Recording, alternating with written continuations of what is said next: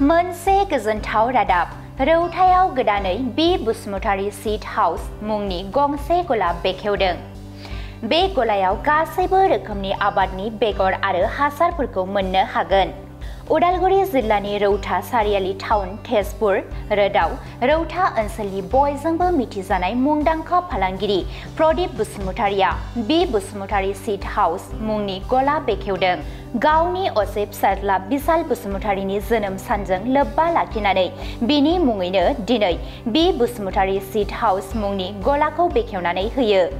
गोदानै बेखेवजानाय गलायाव आबादारिफोरनि थाखाय गोनां जानाय गासैबो रोखोमनि आबादनि बेगर आरो हासार लोगोसे स्प्रे मेसिन, मटर, डेलिभारि पाइप गासैबो आबादारिफोरनो गोनां जानाय गासैबो रोखोमनि हासार, मुलि, बेगरफोरखौ मोननो हागोन होननानै फोरमायदों फालांगिरि प्रदीप बसुमतारीया। रादाब बिबुंथिनि गेजेरजों प्रदीप बसुमतारी आरो गलानि दरखं बेखेवगिरि आलासि बारग' एक्जिकिउटिभ इन्जिनियार मनिलाल बर'आ मा फोरमायखो गुवारै मिथिनानै लादो। बि बसुमतारी सीड हाउसआव नुजाफैनो हानाय जोंनि रौता प्राइमारि बाथौ आफादनि मानगोनां दिउरि आदा भबेन दैमारि, बेजों लोगोसे आंजों लोगोसे नुजाथिफैनो हानाय दिनैनि बे गोथार हाबाफारियाव नुजाथिफैनो हानाय आंनि लक्ष्मीकान्त गयारी, बेजों लोगोसे आंनि बे आदा चन्द्र सिंह बसुमतारी, ইয়াৰ লগতে মোৰ এনিপেন চহৰীয়া, ইয়াৰ লগতে আমাৰ কলেজ গুদিनि गासिबो गामिनि रायजो राजा नोंथांमोन, दिनै बे गोथार सानाव जिथु हासार दखान बेखेवनाय, बे बेखेवनायाव आंखौ लेंहरनायनि थाखाय दखान बिगोमा फंबाय प्रदीप बसुमतारीखौ आंनिफ्राय हाजासे साबायखर बावहरनाय जाबाय। आं आसा खालामदों दिनैनि बे हासार दखान होनाया जाहाथे भबिष्यताव जोंनि थाखाय मोजां जायो आरो भबिष्यताव बिथांनि दखाना जाहाथे मोजाङै मोजां सोलिबाय थायो, बेखौनो आंनि गोसो गोरबोनिफ्राय आफा इसोरनि मुं लानानै बुंनाय जाबाय। मानो होनब्ला दिनै गाबोननि दिनाव हासार दखाना जोंनि थाखाय बिराद इम्पर्टेन्ट। आं थांनाय बाराव जिथिया आं साकुरियाव दंमोन, तिथिया जों डिडिसि मिटिं जायोमोन। बे डिडिसि मिटिं जानाय समाव उदालगुरिया टटेल एरिया, उदालगुरि जिल्लानि गासै हानि बिबाङा गासै 1,98,500 सामथिं हेक्टारमोन आरो बेनि गेजेराव आबादारिया बे जाबाय टटेल। बिनिफ्राय आबादारि हाया गासै 99,000 सामथिं। डेट मिन्स जों जुदि बेखौ 4 बिगाजों 1 हेक्टारखौ जुदि 4 बिगाजों सानजाब्ला प्राय 3 लाख सामथिं रोजा थारमाने आबादारि हा दङ जोंनि बे उदालगुरि जिल्लायाव। आं इसां उदालगुरि डिस्ट्रिक्टखौ नांला, बे दखाना जुदि हलसेल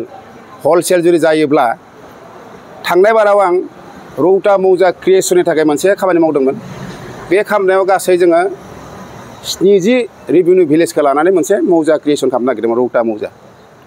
बे हिसाबै जोङो खोब खमावबाबो मोनसे रेभिनिउ भिलेजाव जुदि 1,000 हमना लाबाबो गासै 70,000 70,000 आबादारि हा जोंनि बे रौता बे सारियाली ओनसोलाव दङ आरो बे हिसाबै 70,000 बिगा हानि जिथु हासारनि फर्मुला, हासारनि इउज खालामनायनि जिथु बिबां, बिगासे हायाव जुदि जोङो 20 केजि करि इउज खालामबाबो मुटा मुटि प्राय 14 लाख केजिसो हासारनि प्रयोजन। तिथिया नोङो 14 लाख केजिखौ जुदि बिगासेयाव जुदि नोङो 10,000 जुदि बायोब्ला, 10 राङै जुदि बायोब्लाबो बेसेबां कौटि थाखानि कारबार। अकल इउरियाल'थ' नङा, बेजों लोगोसे DAP थाबावबाय, सुपार फसफेट थाबावबाय, বিভিন্ন ধরনের मुलि सुलि थाबावबाय। बे हिसाबै बे फंबायनि जिथु दा दखान गला, बे दखाननि बेफार बेफारा मुटा मुटि बोसोराव एकदम खमथारावबाबो माने 4 निफ्राय 5 कौटिनि गेजेराव बेसा किना जागोन।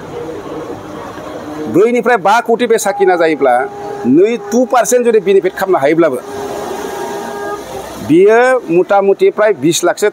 थाखानि बेफार बानिज्य जागोन आरो इनकाम जागोन आरो जे 20 लाखसो थाखा मोनोब्ला सासे जुदि बे जाय दखानखौ होगोन बियो दा सासे ग्रेजुवेट गथ'आ दिनै गाबोन साख्रि मावोब्ला बोसोराव जोङो 20 लाख टाका मोननाय नङा खिन्थु बियो दा मेक्सिमाम दा बियो ग्रेड 3 जुदि मोनोब्ला बा ग्रेजुवेट टिचारखौ 50,000 टाका पार मान्थ दरमा 50,000 जुदि मोनोबा 6 मासाव जागोन 6 लाख टाका खिन्थु बियो बे गलाखौ जुदि मोजां सोलिनो हायोब्ला बिहा 20 लाख टाकानि सेभिं जागोन आरो बेखायनो आसा खालामदों जोंनि बर' मानसिफोरा जेब्लायबो दिनै गाबोन बेफार फालांगियाव गोसो होनांसिगौ गोसो होनानै मोनसेल'थ' नङा जोंनि जुदि गोनांथि जोंनि रायजो जानायनि जुदि गोनांथि बे गोनांथिया जोंहा बहुत धरनाव बहुत बिबाङाव बहुत आयदायाव जों नांगौ जायो बेखायनो आसा खालामदों जोंनि दा गोरों गोरों गथ'फ्राबो साख्रि बाख्रि नामायाबालानो बेबायदिनो बेफार बानिज्य फारसेबो गोसो होनांगौ जिहेतु आबादा जोंनि बर'नि एखे गुबै थांखि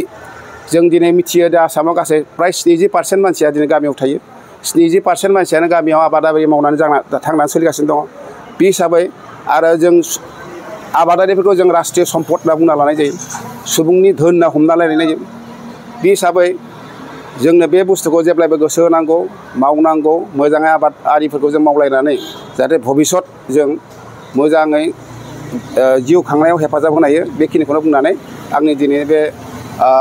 बि बसुमतारी सीट हाउसआ जाहाथे भबिष्यतआव रौतायाव मोनसे बिराद गिदिर दखान सोलिना जानो हाथों लोगोसे जोंनि बे रायजो राजा आइ आफा बिदा फंबायफोरखौ जाहाथे बे दखाननिफ्राय जों गोबां सहजुगिता मोननानै भबिष्यतआव जिउ खांनायनि राहा लामाखौ मोजां खालामना लानो हाथों होननानै आसा खालामनानै आं एसेयावनो आंनि बिबुंथि फोजोबनाय जाबाय नायगिरि बिथांमोनखौ आंनि गोसो गोरबोनि खुलुमनायखौ जासिहरबाय आंनि मुङा प्रदीप बसुमतारी आरो आं दिनै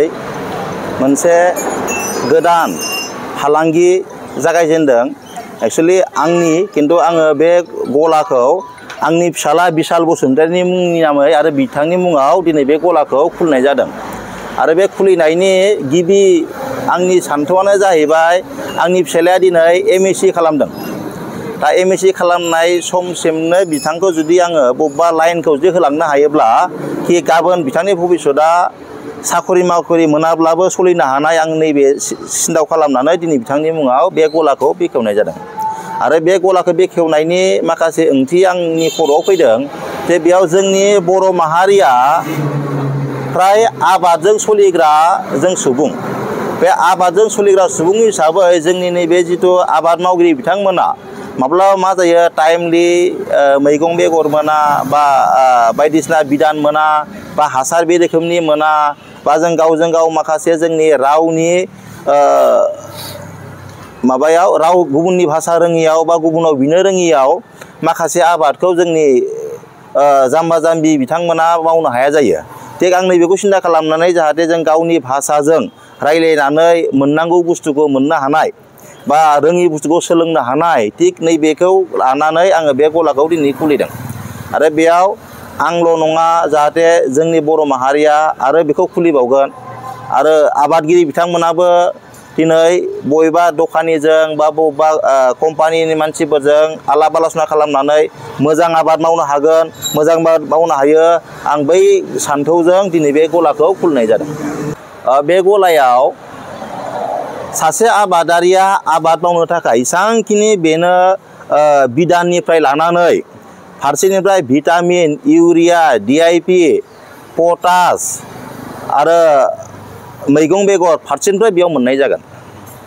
आरो बेखौ आं सानदों